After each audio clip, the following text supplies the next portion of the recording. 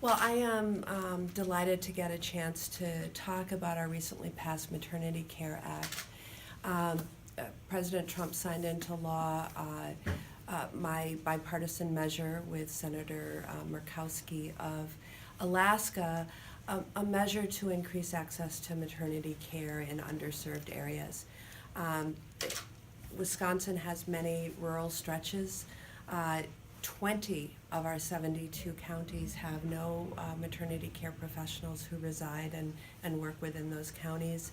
And so I started hearing from constituents who were very concerned about the distances that needed to be traveled to make sure that they got good prenatal and prenatal services and maternity care services, including one shocking story from a constituent who lived in Sister Bay, Door County, who drove 90 minutes in labor in order to get, in order to locate the person who was going to deliver her baby.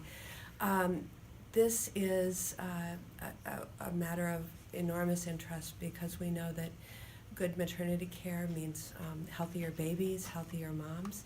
We know that low birth weight babies are often going to incur very costly services during their first year of life compared to a full-term baby who is delivered with adequate prenatal and maternity care services. So hearing a little bit from Marshfield Clinic specialists and practitioners who know a lot about practicing in rural areas. And this has been a helpful exchange on that level.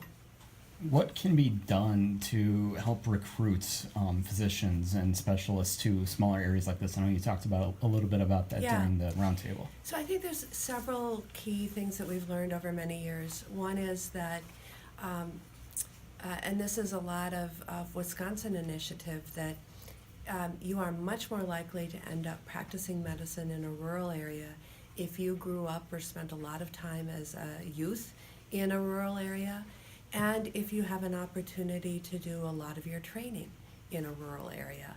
And so recruiting medical students, training medical students in more rural areas, now that we have had these Green Bay and Wausau locations for medical training, in addition to Madison and Milwaukee, that makes a real difference.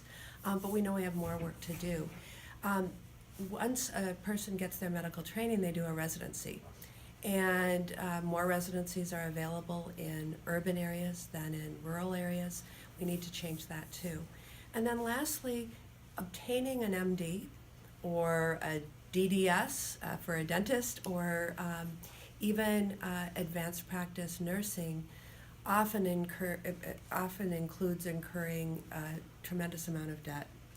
And there are programs, both scholarships during training as well as loan and debt forgiveness after training, that can be powerful tools in attracting practitioners to rural areas, underserved areas, especially as many people going into this training set out wanting to do exactly that, but the debt load precludes them from being able to consider that.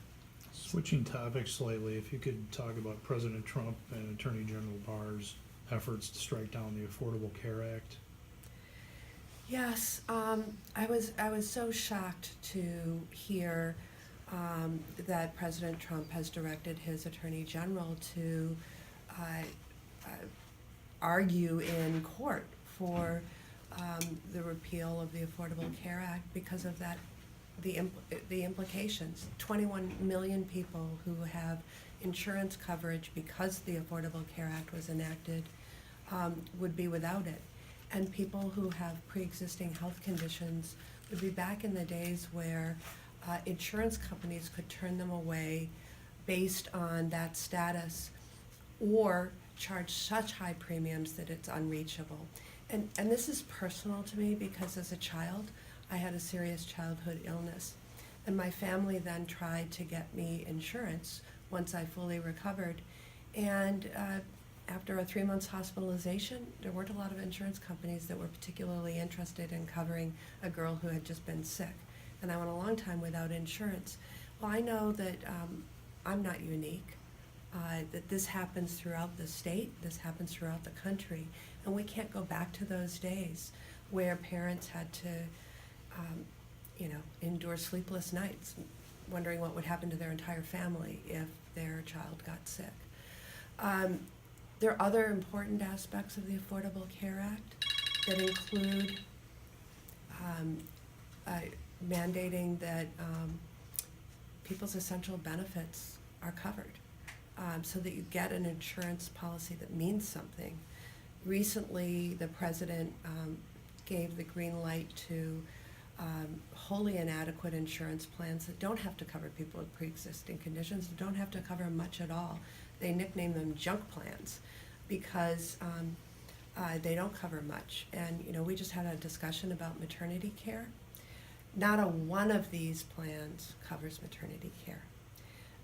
So we don't want to go back to those days where young people in this state can't get any coverage to cover ordinary things that happen in the course of life. And the other thing, and I don't want to be too political here, but President Trump just put health care as the issue on the ballot in 2020. I know, having just run in a re-election in an election last year, that health care was on the ballot, that people were very frightened about losing their care and the protections. He just put it back on the ballot. Senator, you mentioned the Attorney General. You may know within the last couple hours, as I understand this afternoon, the Attorney General delivered a letter to Congress saying he anticipates after redactions are done and such, the Mueller report should be available to Congress by mid-April, so a couple of weeks. The answers to what questions don't you know, or what things don't you know that you hope to learn when you're able to read the entire report? So, number one, this was an investigation about a foreign adversary becoming involved in our democracy. The clear public findings from even before the Mueller inquiry began was that Russia interfered. They interfered with a purpose of helping one of the candidates, President Trump, and with the purpose of undermining the other candidate. And we need to make sure that this continuing activity on the part of a foreign adversary, we need to understand it so we can do everything we can to put an end to it. That's number one, is our democracy is precious, and we need to stop adversarial interference, or frankly any outside interference.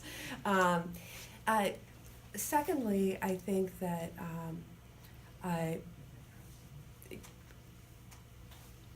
we need to see not just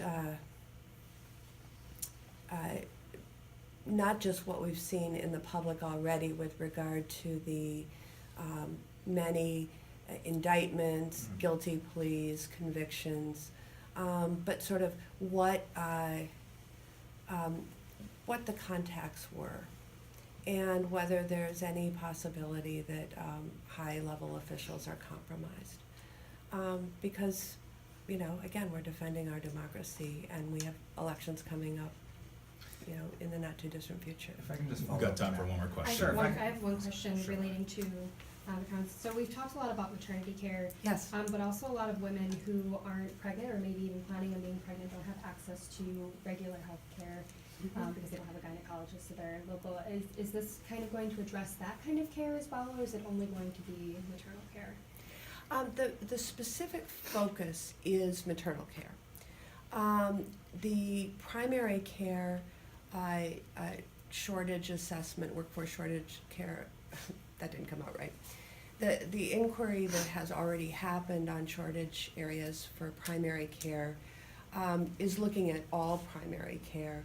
And so, yes, there's still a little gap that remains in terms of identifying where there are workforce shortages. But this should help us come a long way.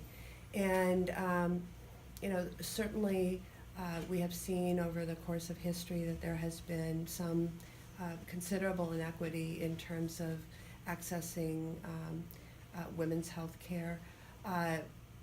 And we have to be vigilant about that, whether that's, fights over whether contraception should be covered by insurance and whether employers have to have insurance that covers contraception. So contraceptive access still remains an issue. And there are others, but I think this measure comes a long way in terms of making sure that specialists in maternity care are available throughout the state. Senator, can I ask a brief follow-up to, just briefly? In watching Meet the Press this weekend, Claire McCaskill, your former colleague, Yeah. said she thinks on the Mueller report, people, us, and by that she meant inside the Beltway, Washington people, care more about the Mueller report than constituents, people in the country, Right. people on the ground. Is that your sense in Wisconsin too, in talking to your constituents? Without question, the concerns are about issues of being able to get ahead in the workplace, about being able to have access to high-quality, affordable health care coverage, and being able to afford life-saving and wellness-extending medications, things like that. People want to know if they work hard, that's going to be rewarded. And I think, I will also add that during the spring with thawing snow and predicted floods, that people are also focused on the quality of the water and whether there's going to be a dangerous situation in their surroundings. So those are the things that I hear about day in and day out. Most people just want Washington to get its act together and focus on the issues that they care about. Now, I still care about the Mueller investigation for the reasons I was describing, that we can't afford to have a foreign adversarial nation messing around in our elections, trying to, mess with our voting apparatus and machines, and so we have to do something about that to defend our democracy. But it's very clear to me that the people I interact with day to day in Wisconsin are much more focused on basic economic issues, education, especially technical education, and post-secondary education to be able to get a job that can support a family. Thank you. Thanks.